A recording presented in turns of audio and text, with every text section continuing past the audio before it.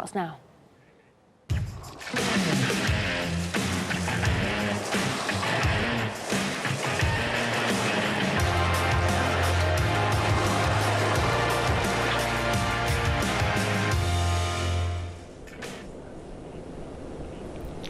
Thank you, Nikki. Yes, on Tuesday, France beat Belgium to go through to the World Cup final. And tonight, it's the turn of England and Croatia in the semi-finals to decide who will join them. And to discuss this match, I'm joined by Manchester United manager Jose Mourinho. Jose, thank you for joining me again.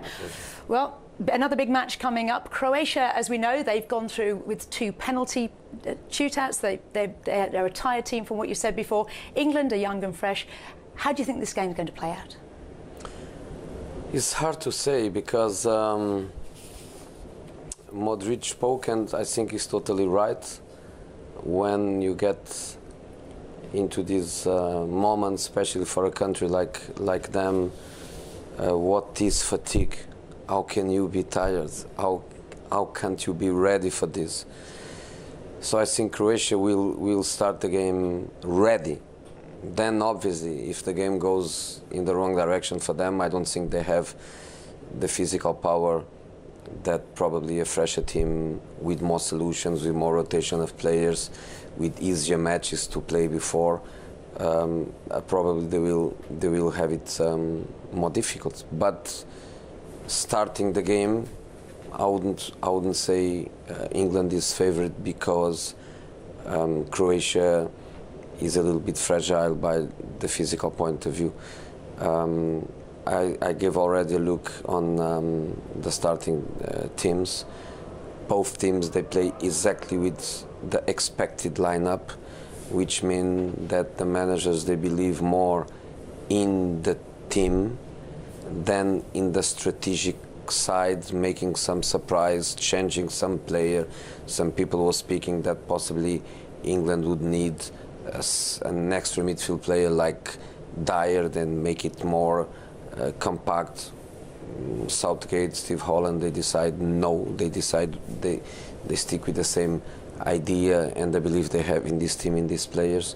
The Croatians exactly the same. They play exactly the same. Brozovic, Modric, Rakitic, the same defenders. Then Rebic, Mandzukic, Perisic. Exactly the same strategy, the same 4-3-3. So again, the coach believes more in this team, which means that possibly they are not going to change their dynamics. But if I was the Croatian manager, I would think, my opinion, all the building up goes to the same channel, Trippier. Ashley Young is more positional.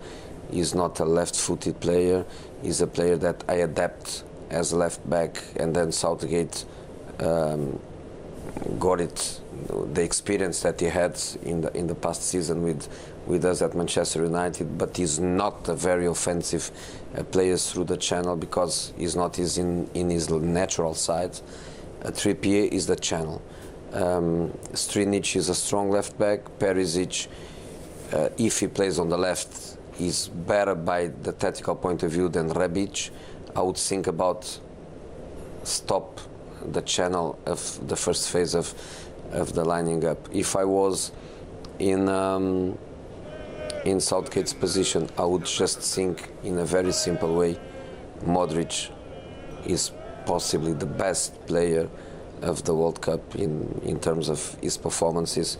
Is absolutely crucial for them, and Jordan Anderson is a player with qualities for that. I'm not saying an individual control, but one eye in the game, one eye in Modric.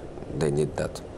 Do you think, in any sense, that age could be a factor here? I mean, you said that you can be up for the match because there's nothing to do with fatigue. It's a case of sheer will. But in terms of age, the England squad is a very young squad, and the Croatian squad is older. Will that have an effect over time? It depends on the way you want to analyze it. If you go to the physical point of view, probably young people is fresher. But I go more for the perspective of England had an easy group phase. Panama, easy. Tunisia, easy. Against Belgium, they didn't play. They play with the second choice players. So I would go more in this direction. In the other perspective, younger, less experience, not at all. Because where are the young English players? Where are they? Stones in Man City, Trippier at Spurs, Lingard, United, Kane, Spurs, Anderson, Liverpool. They are in the best clubs in the country. They are playing Premier League, they are playing Champions League. They have an accumulation of experience. They have even experience of playing under the pressure of being in a big club.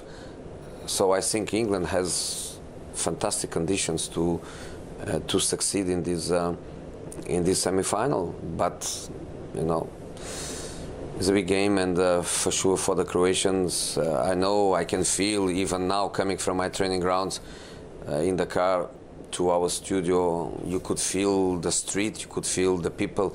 People is completely living with great emotion. But can you imagine Croatia, quite a young country with an incredible sense of the patriotism? Can you imagine what this means for them?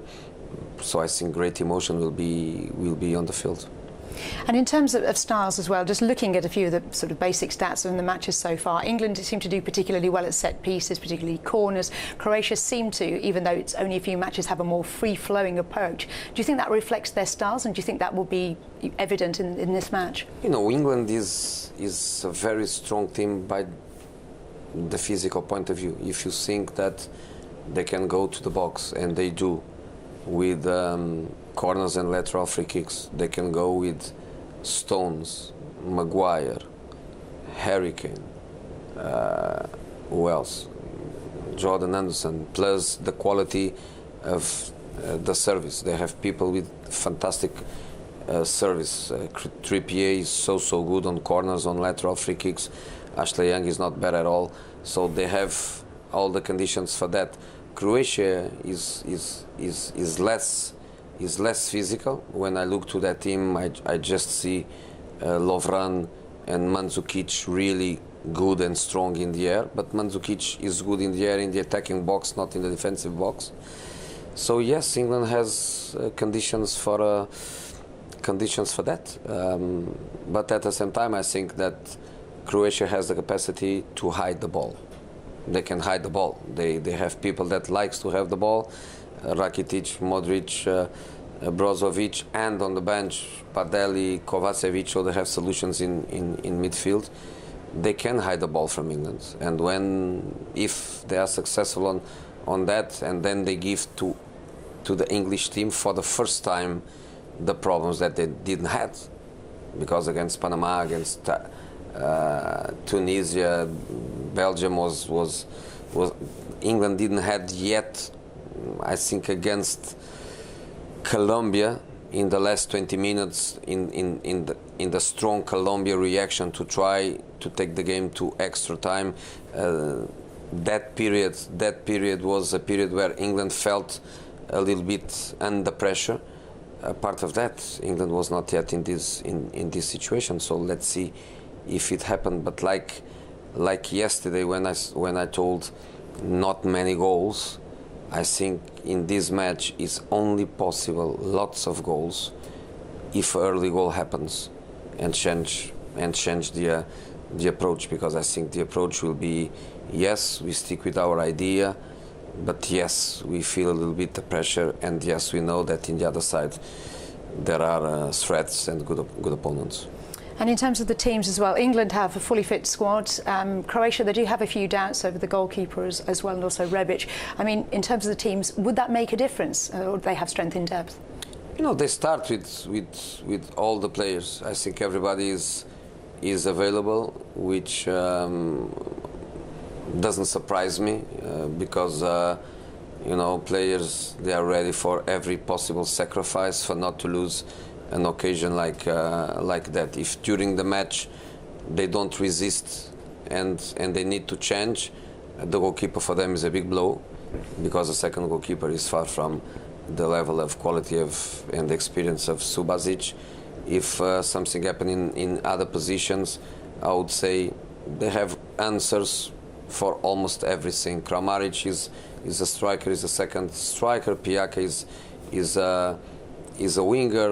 Kovacic, Real Madrid player, absolutely ready. Badelli, they have solutions, and obviously the English squad is a squad only with good players, with players absolutely ready to play in every position. If he needs strikers, he goes with Vardy, with Elbeck, with Marcus Rashford. If he needs midfield players, he has from Delft to other guys.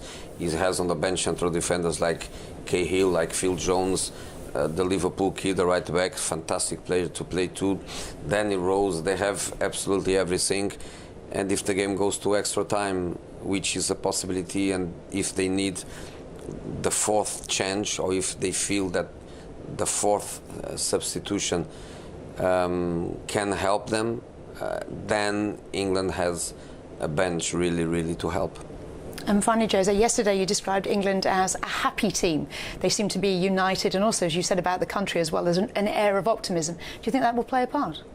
I think plays a part, but I think that the happy team in this moment is not so happy. I think in this moment, in spite of the level of experience they all have, the confidence, the self-esteem, I think in this moment they are less happy, and they transform some happiness in tension, and they need to find that balance. Not now, because now that is only going to grow up. It's not going to be reduced in the next a few minutes. But when the match started, they have to find the balance where the levels of adrenaline are exactly in the right point. And they had the example of yesterday, where I am sure that many of the Belgian players now in this moment, they are not regretting, because sometimes it goes away from your control. You are not nervous because you want to be. But as a professional player, when you go to these big moments, you are only big if you are ready to cope with these levels of pressure. And yesterday I felt, as I told you, many of the Belgian players, even some of the French players, even some of them, they were not big enough to be big in the big moment. And the English players, they need to do that. If not, they can regret. Indeed. And we'll leave it there just for a few moments. Jose Mourinho, thank you very much. Guys, we'll just hand you over to our special studio in Moscow to Yunin and Neil. Over to you guys. Yeah, very good evening to you guys. Many thanks to Kate and to Jose.